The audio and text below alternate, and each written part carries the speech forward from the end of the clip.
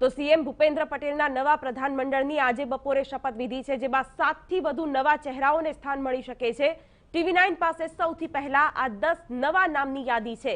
આત્મારામ પરમાર, કિરીટસિંહ પરમાર, જગદીશ પંચાલ, રાકેશ શાહ, શશિકાંત પંડ્યા, દુષ્યંત પટેલ, નિમિષા સુથાર અને પ્રદ્યુમનસિંહ જાડેજા, હર્ષ સંઘવી, રાજેન્દ્ર ત્રિવેદી, ઋષિકેશ પટેલ આ નામ પ્રધાનમંડળમાં લગભગ નક્કી જ છે। ભૂપેન્દ્ર પટેલની ટીમમાં 7 થી 8 પાટીદાર પ્રધાનો, 5 અન્ય સવર્ણ પ્રધાન, 8 થી 10 ઓબીસી, 2 દલિત અને 2 થી 3 આદિવાસી પ્રધાન હોઈ શકે છે। છેલ્લી ઘડીએ શપથવિધિ એક દિવસ વહેલા કરવાના નિર્ણયથી નો રિપીટ થિયરી લાગુ કરાય તેવી પણ ક્યાંક શક્યતાઓ સેવાઈ રહી છે।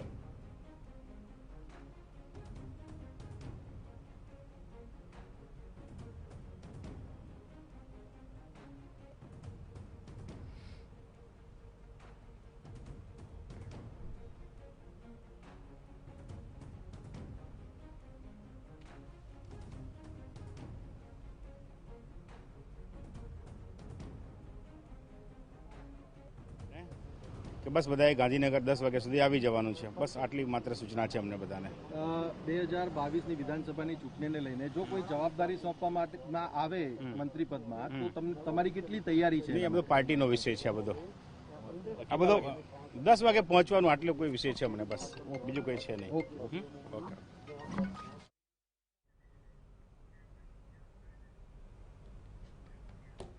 તો અમારા સંવાદદાતા કિંજલ મિશ્રા સતત આ તમામ ગતિવિધિઓની વાત કરી રહ્યા છે, અપડેટ આપી રહ્યા છે। કિંજલ, સતત જે નેતાઓને, જે ધારાસભ્યોને પૂછવામાં આવી રહ્યું છે 10 વાગ્યા સુધી પહોંચી જવાની સૂચના આપવામાં આવી છે। હવે સીએમઓમાં પણ જે મોટા અધિકારીઓના જે ફેરબદલ કરવામાં આવ્યા છે તે સમાચાર પણ ચર્ચાનો વિષય બન્યા છે। કેટલા સૂચક આ નામો અને આવનારા દિવસોમાં આનું પરિણામ શું જોવા મળી શકે છે?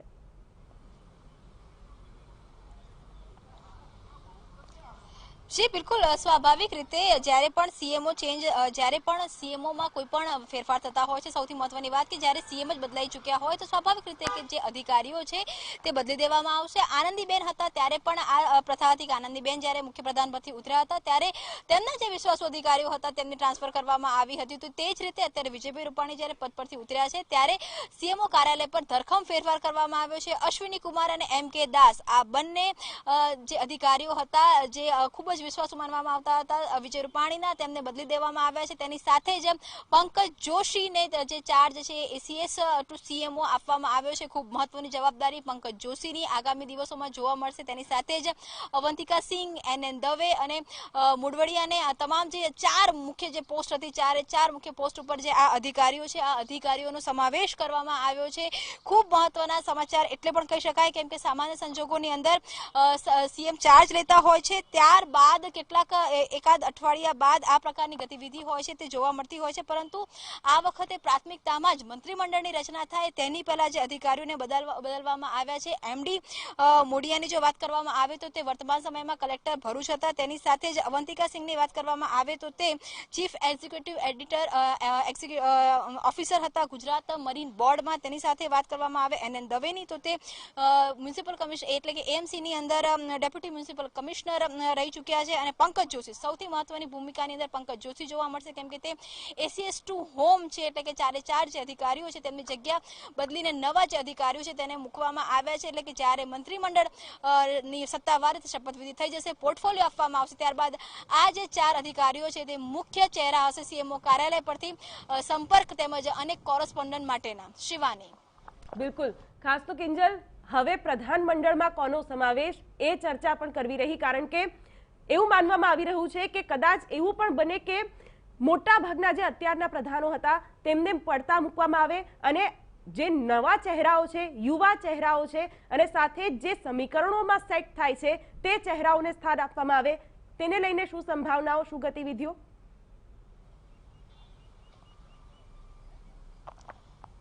બિલકુલ બિલકુલ શિવાની, વહેલી સવારથી TV9 દ્વારા સતત આ જે સમાચાર છે તે પ્રસારિત કરવામાં આવી રહ્યા છે. ગઈકાલ મોડી રાત્રે જ આ ખબર TV9 ને મળી હતી કે આવતીકાલે શપથવિધિ થવાની છે. ત્યારથી સતત સીધી નજર TV9 ની આ સમાચારો ઉપર છે. આજની જો અત્યારની વાત કરવામાં આવે તો આજે શપથવિધિ થવાની છે તેના ભાગરૂપે સત્તાવાર રીતે ભલે હજુ ધારાસભ્યોને ફોન કરવામાં નથી આવ્યા કે રાજભવન ખાતે GAD વિભાગને ફોન કરવામાં નથી આવ્યા, પરંતુ આપ જુઓ કે સ્વર્ણિમ સંકુલ 1 અને SS1 અને SS2 એટલે કે જે આ મંત્રીઓના કાર્યાલય છે, મંત્રીઓના કાર્યાલયથી જે ફાઇલો છે, તેમનો જે સામાન છે તે હટાવવાની ગતિવિધિઓ શરૂ થઈ ચૂકી છે. આ ગતિવિધિઓ ત્યારે થતી હોય છે કે જ્યારે જે તે મંત્રી એનો જે પોર્ટફોલિયો હોય છે તે પોર્ટફોલિયો નથી હોતો અથવા તો મંત્રીને મંત્રીમંડળમાંથી બાકાત કરવામાં આવતા હોય છે.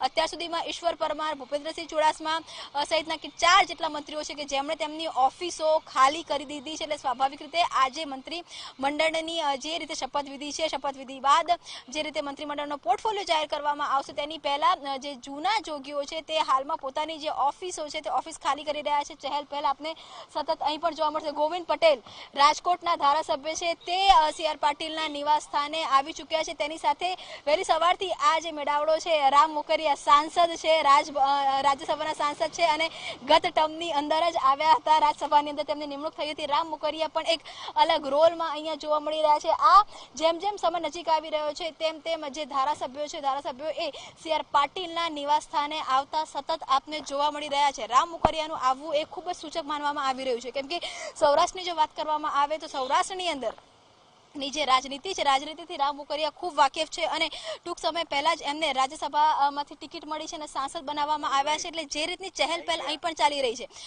જો પડતા મૂકવાની વાત હોય તો તમામ સિનિયર મંત્રીઓને પડતા મૂકવાની વાત આવી રહી છે. એ ભૂપેન્દ્ર ચુડાસમા હોય કે પ્રદીપસિંહ જાડેજા હોય કે ગણપત વસાવા હોય કે ઈશ્વર પરમાર હોય કે જયદ્રથસિંહ પરમાર હોય કે વાસણ આહિર હોય, આ તમામ જે ચહેરાઓ છે, સિનિયર નેતાઓ લગભગ 100% સફળ. વાત એ પણ આવી રહી છે કે લગભગ જયેશ રાદડિયાને પણ પડતો મૂકવામાં આવી શકે છે. તેની સાથે કુંવરજી બાવળિયા, જવાહર ચાવડા કે જે લોકો કોંગ્રેસમાંથી ભાજપમાં આવ્યા હતા, કમિટમેન્ટ સાથે આવ્યા હતા, તેમને પણ 1 વર્ષ માટે પડતા મૂકવામાં આવી શકે છે અને તેની સ્થાને નવા જે ચહેરાઓ છે, નવા ચહેરાઓને પ્રાધાન્ય આપવામાં આવી શકે છે. નવા ચહેરાઓનું જે લિસ્ટ છે સતત TV9 દ્વારા વહેલી સવારથી બતાવવામાં આવી રહ્યું છે. 23 મુખ્યપ્રધાનની સાથે 22 લોકોની જે મિનિસ્ટ્રી હશે, એટલે કુલ 23 લોકોનો કેબિનેટ જે મંત્રીમંડળ છે તેમાં સમાવેશ થશે. 4 વાગ્યાનો હાલમાં સમય આવી રહ્યો છે.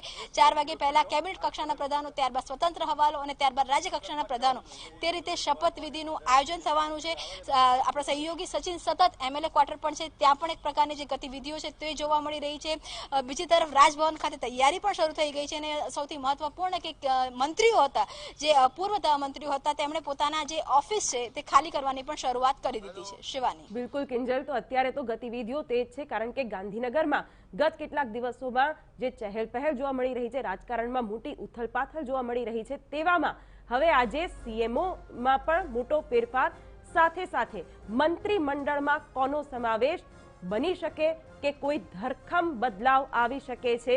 અને જે ન ધાર્યું હોય તેવું કરવા માટે જાણીતી ભારતીય જનતા પાર્ટી તે મંત્રીમંડળમાં પણ કોઈ આશ્ચર્યચકિત કરી નાખે તેવા ચહેરાઓનો પણ સમાવેશ કરી શકે છે.